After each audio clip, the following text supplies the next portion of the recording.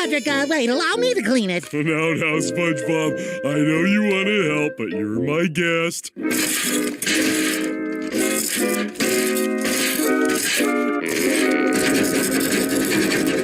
There, nice and shiny.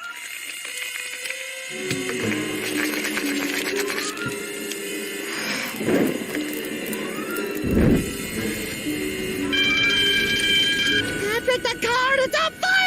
Oh, yeah, I'll take care of it. There. Bruh. Hey guys, this is Dex and welcome to this video. Today we're going to be talking about the recent outrage with Goat's video and the entire cheating situation. In case you're not up to date and you haven't seen the video yet, I suggest checking out Goat's video first, link is in the description.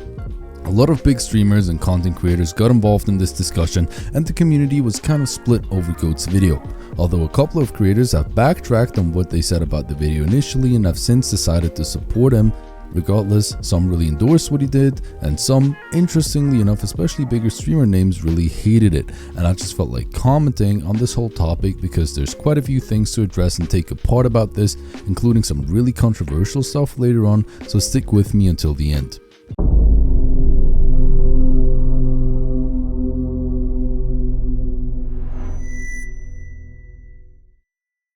There's timestamps in the description in case you would like to jump to a specific topic, because I'm afraid there's a lot to talk about and this video is probably not going to be too short.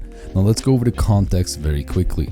Goat made a video where he cheated to detect other cheaters. A major aspect of the video was his discovery that cheaters tend to wiggle at each other through walls with their ESP in order to show each other that they're cheating and to then agree to be friendly or to just avoid one another. He ended up determining that 60% of his raids had a cheater. To quote Goat directly here, this number is on a trust me bro basis, meaning we can't confirm his findings or his ability to tell whether or not somebody was actually cheating. But when considering the fact that the average experienced Tarkov player without an ESP can already quite accurately tell whether or not somebody they just died to was actually cheating, I would imagine that Goat surely wasn't too far off. If anything, odds are that the number is even higher because Goat wasn't able to always check every player in his raids. So 60% of his raids had a cheater. But if you want to be technical about this, 100% did, because he was also cheating and he ran more than 100 raids, I believe. So there's that, but I digress. The idea of the video was to simply visualize and make clear how many people actually cheat and escape from Tarkov. How bad the cheater problem really is. The video wasn't about how easy cheating is or how to cheat or what cheats can do, and I think it's very clear to state this because a considerable amount of people still seem to understand this wrong. This caused an uproar in the community for several reasons, but the two main reasons are also what split the community. It's the one side that is for the video and what it's caused, and the other side that is against it. So a lot of people actually apparently didn't know how bad the cheating really was, especially casuals, and a considerable amount of the player base is still casual players, and a lot of people also decided to quit the game as a result of this knowledge now being so widespread. And the other side started hating on Goat for cheating because of moral principles or the argument that he was advertising cheats. Now, personally, I'm all for what Goat did, and I would just quickly like to get into why that is before we get into more about the cheating issue as a whole. Goat didn't deliberately advertise cheats in his video. Him using cheats was a necessary evil to be able to detect and see how many other cheaters there are. Whether or not you personally agree with his methods from a moral standpoint is totally debatable, but he did a very clear principle set as to not negatively influence any other legitimate player's experience, such as no killing PMCs, no queuing up with others, and also the goal to reset the entire account once it's all said and done. So technically speaking, any exfil camper has done more damage to other players' gameplay experience than he has while cheating, but I totally digress. Now we can all tell from the fact that this video has caused such a big uproar that even Nikita himself went to Reddit for the first time in ages to make not only one statement but two, that the community as a whole was very much unaware of how bad this problem really was. I don't think it's necessary to get into why the community now knowing that this is such a big problem is a good thing, but let's put these positive arguments aside and quickly look at the negative arguments, like the main reasons people use to justify being against Goat in this video.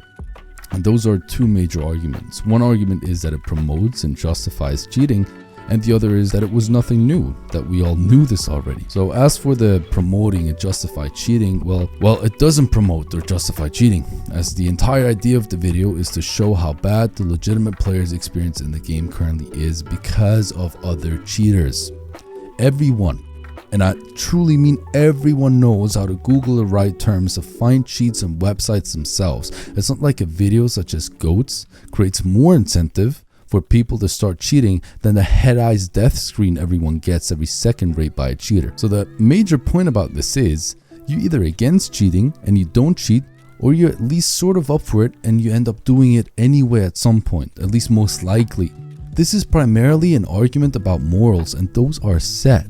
The video might have created some last incentive for people to go cheat themselves, but those people were on the edge anyways. Nobody, and I truly mean nobody, that hasn't had the idea to start cheating in some way or form before the video has started cheating because of this video. That's just not how it works. And the second argument is that it's nothing new and we all knew this already. Well, that's just no, we didn't. A considerable amount of people apparently didn't know about the severity of the cheating issue, otherwise this video would have not had nearly as many views. If you as an individual weren't surprised by what GOAT's video shows, then you're part of a minority in this community. The fact that cheating is so bad that cheaters apparently regularly encounter each other in the same raids and have developed a system to identify each other is wild. Now, despite the fact that some people might not be surprised by any of the information GOAT's video conveyed to us, everyone should appreciate what it does for the community. Even if just one person has been enlightened about these issues and is now in a better position to decide whether or not to spend their valuable time playing this game, or whether or not to publicly express their feedback and concerns, then it's a good thing the video exists.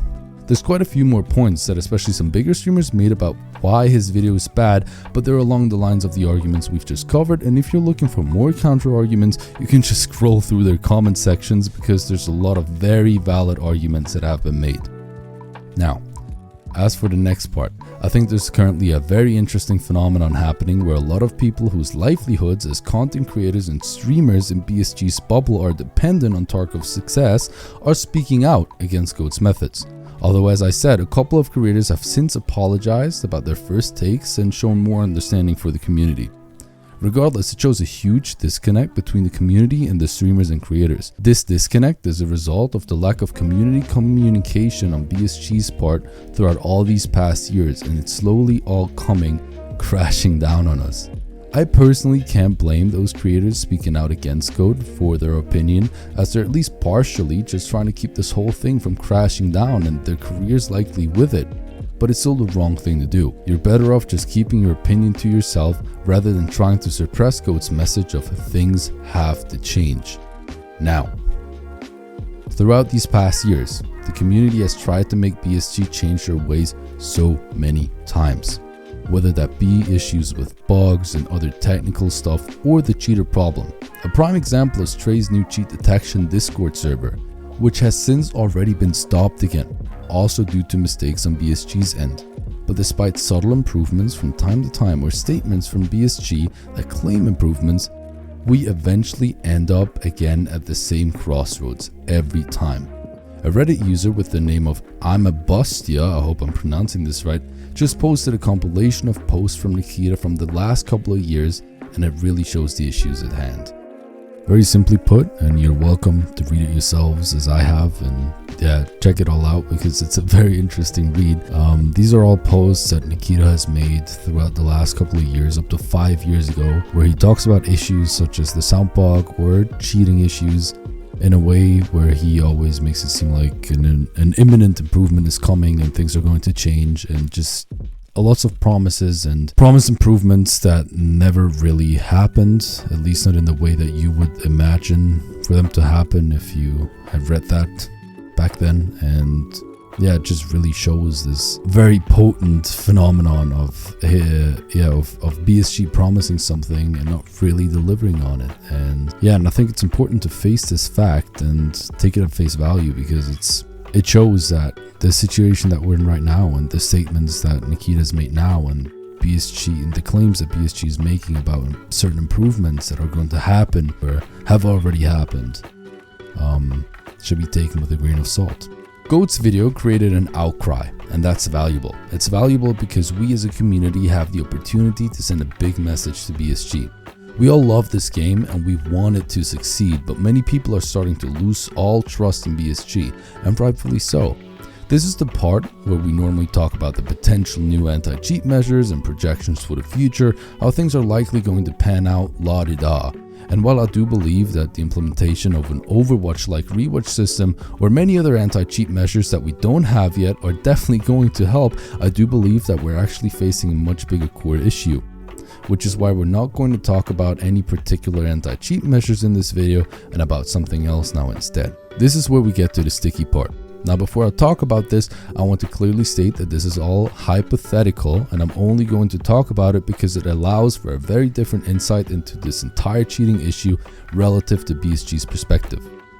So let's create a hypothetical gaming company called Scavenger Games, or SG.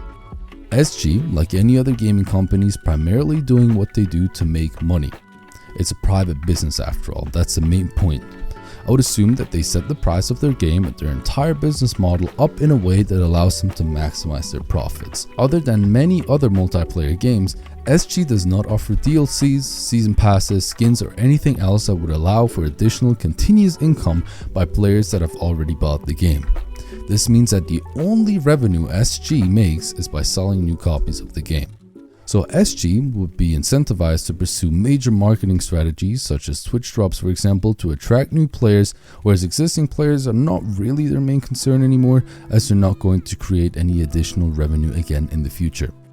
Now I'm sure you know where I'm going with this, so let me be blunt now. In such a business model, a legitimate player buys the game once, so the company gets, say, those $30 for the game once. A cheater, more often than not, buys this game 2, 3, 4, 5 times. Now from an economical point of view, I'm sure that if you crunch the numbers as a game development company, and you do crunch those numbers because, as I just stated earlier, you're trying to make money after all, you will come to a certain realization. Optimal profit will not be achieved at 0 cheaters. Optimal profit will be achieved at a certain percentage of cheaters relative to legitimate players, an arguably high percentage at that.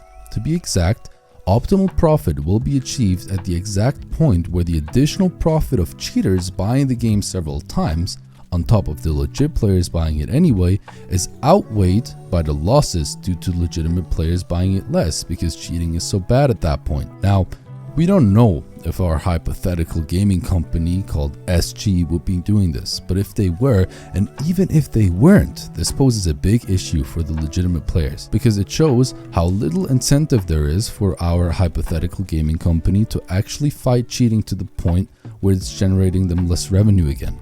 The only argument against trying to maximize one's profit in such a way is that a more long-term projection of such a business model would likely show that outcries within the community and negative feedback and an eventual big loss of regular players could occur.